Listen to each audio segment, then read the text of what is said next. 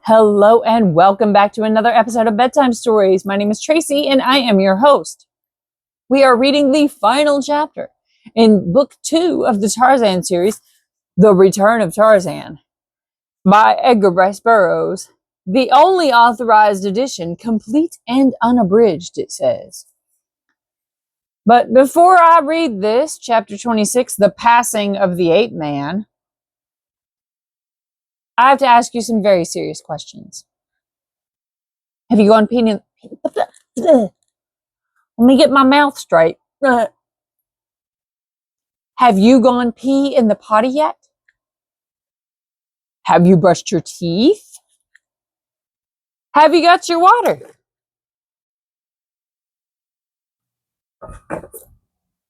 Have you done your stretches? You did? Oh, good job. I'm really proud of you. You're doing really, really good. Great job. All right, get settled in. It's the last chapter. Let's go. The next morning, they set out upon the short journey to Tarzan's cabin, for Waziri bore the body of the dead Englishman. It had been the Ape-Man's suggestion that Clayton be buried beside the former Lord Greystoke, near the edge of the jungle, against the cabin that the older man had built. Jane Porter was glad that it was to be so, and in her heart of hearts she wondered at the marvelous fineness of character of this wondrous man, who, though raised by brutes and among brutes, had the true chivalry and tenderness which one only associates with the refinements of the highest civilization.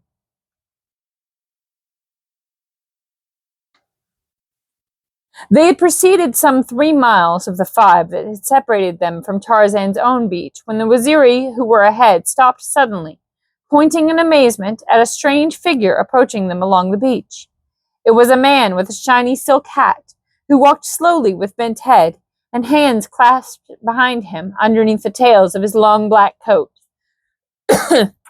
At sight of him, Jane Porter uttered a little cry of surprise and joy and ran quickly ahead to meet him. At the sound of her voice, the old man looked up, and when he saw who it was confronting him, he too cried out in relief and happiness.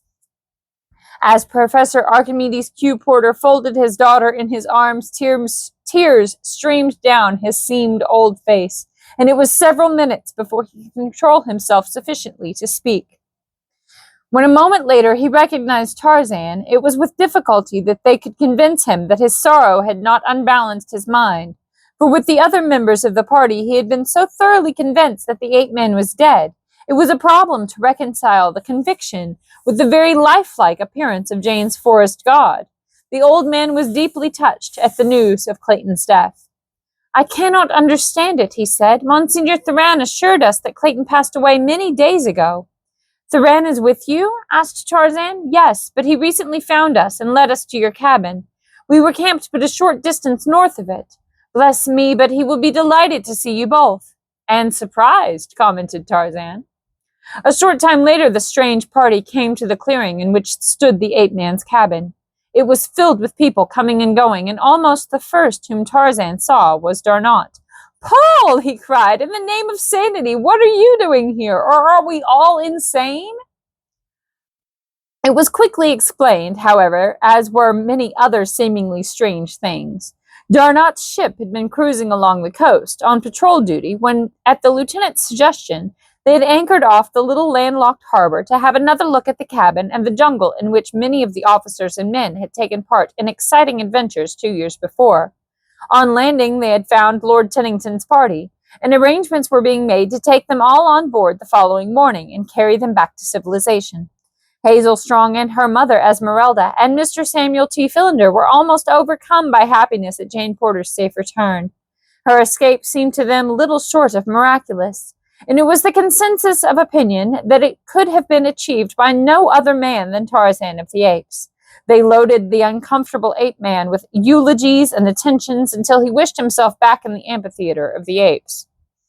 All were interested in his savage Waziri, and many were the gifts the black men received from these friends of their king. And when they learned that he might sail away from them upon the great canoe that lay at anchor a mile offshore, they became very sad. As yet, the newcomers had seen nothing of Lord Tennington and Monsignor Thuran. They had gone out for fresh meat early in the day and had not yet returned. "How surprised this man, whose name you say is Rokoff, will be to see you," said Jane Porter to Tarzan. "His surprise will be short-lived," replied the ape-man grimly, and there was that in his tone that made her look up into his face in alarm. What she read there evidently confirmed her fears, for she put her hand upon his arm and pleaded with him to leave the Russian to the laws of France. "In the heart of the jungle, dear," she said, "with no other form of right or justice to appeal to other than your own mighty muscles, you would be warranted in executing upon this man the sentence he deserves. But with the strong arm of a civilized government at your disposal, it would be murder to kill him now. Even your friends would have to submit to your arrest, or if you resisted it, you would plunge us all into misery and unhappiness again. I cannot bear to lose you again, my Tarzan. Promise me that you will but turn him over to Captain Dufresne, and let the law take its course. The beast is not worth risking our happiness for." He saw the wisdom of her appeal and promised. A half-hour later, Rokoff and Tennington emerged from the jungle. They were walking side by side. Tennington was the first to note the presence of strangers in the camp. He saw the black warriors palavering with the sailors from the cruiser. Then he saw a lithe brown giant talking with Lieutenant Darnot and Captain Dufresne. "Who is that, I wonder?" said Tennington to Rokoff, and as the Russian raised his eyes and met those of the ape-man full upon him, he staggered and went white. "Sapristi!" he cried, and before Tennington realized what he intended, he had thrown his gun to his shoulder and, aiming point blank at Tarzan, pulled the trigger. But the Englishman was close to him, so close that his hand reached the leveled barrel a fraction of a second before the hammer fell upon the cartridge, and the bullet that was intended for Tarzan's heart whirred harmlessly above his head. Before the Russian could fire against the ape-man was upon him. Before the Russian could fire again, the ape-man was upon him, and had wrested the firearm from his grasp. Captain Dufresne, Lieutenant Darnot, and a dozen sailors had rushed up at the sound of the shot, and now Tarzan turned the Russian over to them without a word. He had explained the matter to the French commander before Rokoff arrived, and the officer gave immediate orders to place the Russian in irons and confine him on board the cruiser. Just before the guard escorted the prisoner into the small boat that was to transport him to his temporary prison, Tarzan asked permission to search him, and to his delight found the stolen papers concealed upon his person. The shot had brought Jane Porter and the others from the cabin, and a moment after the excitement had died down, she greeted the surprised Lord Tennington. Tarzan joined them after he had taken the papers from Rokoff, and as he approached, Jane Porter introduced him to Tennington. "John Clayton, Lord Greystoke, my lord," she said. The Englishman looked his astonishment in spite of his most Herculean efforts to appear courteous, and it required many repetitions of the strange story of the ape-man as told by himself, Jane Porter, and Lieutenant Darnot to convince Lord Tennington that they were not all quite mad. At sunset, they buried William Cecil Clayton beside the jungle graves of his uncle and his aunt, the former Lord and Lady Greystoke.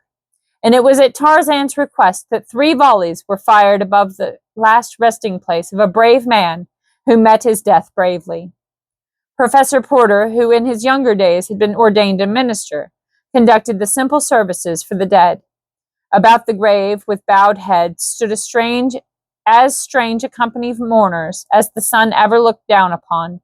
There were French officers and sailors, 2 English lords, Americans, and a score of savage African braves. Following the funeral, Tarzan asked Captain Dufresne to delay the sailing of the cruiser a couple of days while he went inland a few miles to fetch his belongings, and the officer gladly granted the favor. Late the next afternoon, Tarzan and his Waziri returned with the first load of his belongings. And when the party saw the ancient ingots of virgin gold, they swarmed upon the ape-man with 1,000 questions, but he was smilingly obdurate to their appeals. He declined to give them the slightest clue as to the source of his immense treasure. "There are 1,000 that I left behind," he explained, "for every one that I brought away, and when these are spent, I may wish to return for more." The next day he returned to camp with the balance of his ingots. And when they were stored on board the cruiser, Captain Dufresne said it felt like the commander of an old-time Spanish galleon returning from the treasure cities of the Aztecs. I don't know what minute my crew will cut my throat and take over the ship, he added. The next morning, as they were preparing to embark upon the cruiser, Tarzan ventured a suggestion to Jane. Wild beasts are supposed to be devoid of sentiment, he said, but nevertheless I should like to be married in the cabin where I was born, beside the graves of my mother and my father, and surrounded by the savage jungle that always has been my home. Would it be quite regular, dear? She asked. For if it would, I know of no other place in which I should rather be married, to my forest god than beneath the shade of his primeval forest. And when they spoke of it to the others, they were assured that it would be quite regular, and a most splendid termination of a remarkable romance. So the entire party assembled within the little cabin and about the door to witness the second ceremony that Professor Porter was to solemnize within 3 days. Darnot was to be the best man, and Hazel Strong bridesmaid, until Tennington upset all the arrangements by another of his marvelous ideas. If Miss Strong is agreeable, he said, taking the bridesmaid's hand in his, Hazel and I think it would be ripping to make it a double wedding. The next day they sailed, and as the cruiser steamed slowly out to sea, a tall man, immaculate in white flannel, and a graceful girl leaned against her rail to watch the receding shoreline upon which danced 20 naked black warriors of the Waziri, waving their war spears above their savage heads and shouting farewells to their departing king. I should hate to think that I am looking upon the jungle for the last time, dear, he said, were it not that I know that I am going to a new world of happiness with you forever. And bending down, Tarzan of the Apes kissed his mate upon her lips. That was the end of the book. What did you think? Please let me know in the comments after you get some sleep, because sleep is very important. I love you very much. Sweet dreams. Good night. Sleep tight. Don't let the bedbugs bite. And if they do, you bite them back. Chew real good too. Extra protein, right? I'm just kidding. Don't actually eat bedbugs. That's kind of gross. It's just a phrase. But I do love you. That's not just a phrase. That is a true and valid sentiment. Good night.